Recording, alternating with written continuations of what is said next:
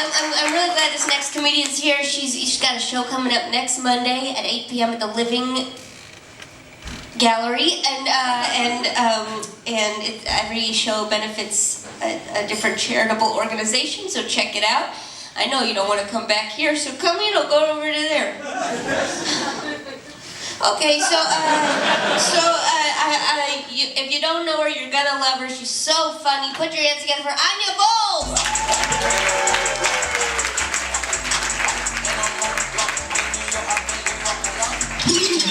Thank you so much. Keep it going for Clark, everybody. Folks, I'm just gonna cut to the chase. I'm sick of men accusing women of fucking their way to the top, as if that wouldn't also be very hard work, right? Like almost more work, I think. Like that isn't a thing, first of all, but if it were a thing and I learned one of my colleagues had done it to achieve her position, I'd be way more impressed. I'd be like, wow, she's really committed. Ugh. The joke here is that sex with men is bad. Are we all clear on the joke? Cool. I was telling that joke recently and a man audibly said from the crowd, well, you're just not having sex with the right men. No, I've had sex with all of the men, actually.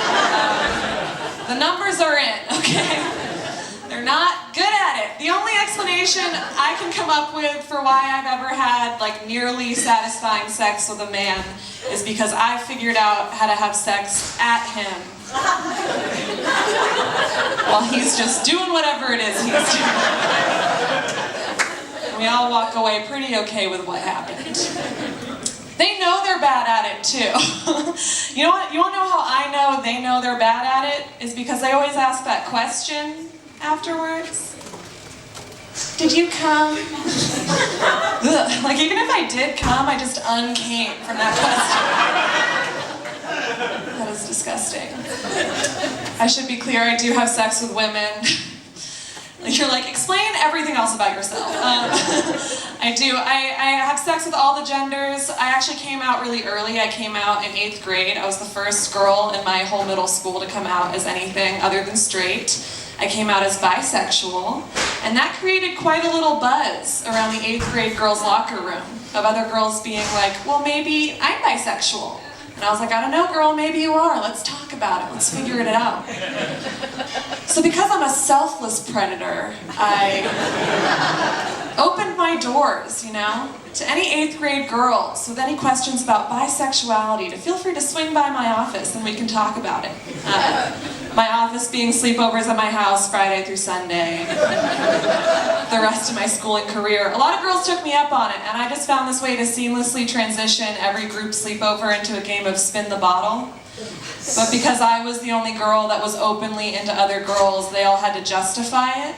They're like, oh, to practice for boys. And I was like, yeah, exactly. To practice for boys. Let's get ready for those boys.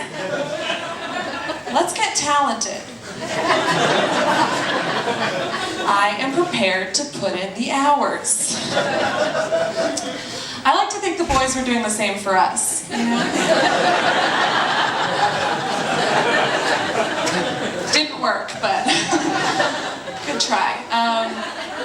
I've been experimenting more with my personal style, what makes me feel the most like myself, what makes me feel comfortable in my own skin, and I've realized the more comfortable I am, the more masculinely I've been presenting, which is going great. Like so far, I don't get catcalled at all anymore.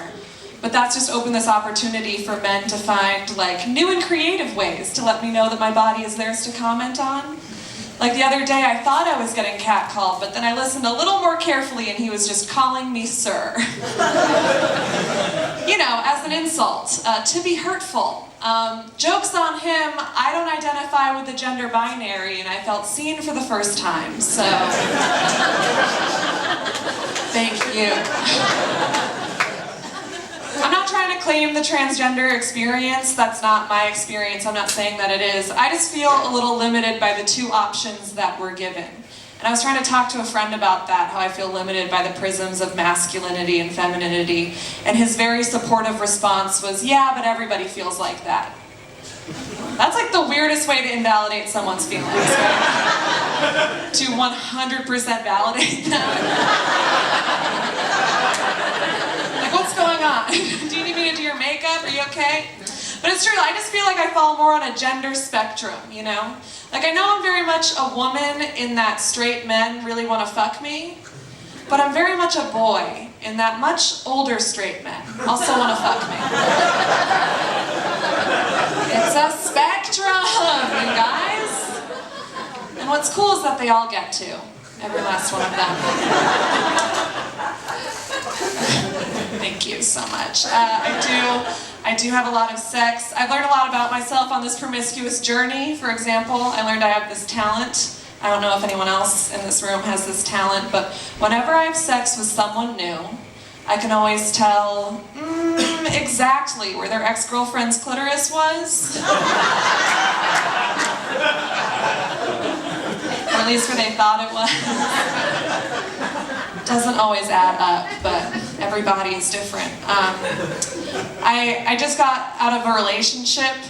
He was a really great guy, it just wasn't working out. But he did this thing throughout the whole relationship that I found so sweet. For every holiday or anniversary or birthday, he would always get me a little like gift package.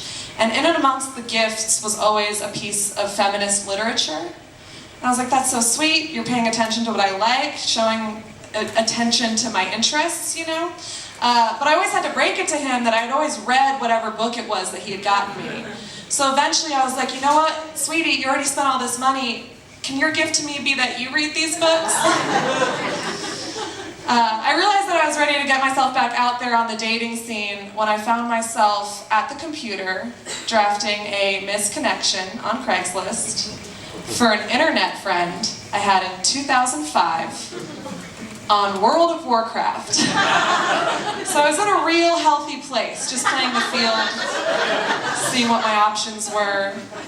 We were just two young dwarves on the server of Dalaran. You sent me the Who lyrics, I sent you Tegan and Sarah. When? 2005. Where? Ironforge, the ancestral city of the Bronzebeard dwarves. Me, a sexually confused preteen homeschooler. You, definitely a 40-year-old man in retrospect.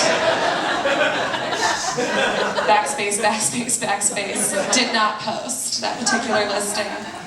My dad and I are having a hard time right now seeing eye to eye politically on a lot of things. He is trying his best, but he is at his core just a white, Irish Catholic, blue-collar man from 1950s Boston, you know? He just thinks the way he thinks, and there's no talking him out of it. But he's that while simultaneously now being a man who lives in the hills of Vermont and is married to a polyamorous witch. So that creates quite an interesting cocktail of political views, you know? He ends up being more progressive than whatever he's bigoted against somehow. Like right now he's having a hard time with transgender issues and pronouns, and I was trying to explain to him, I was like, Dad, respecting someone's pronouns is a small but important way to validate their whole identity as a human being.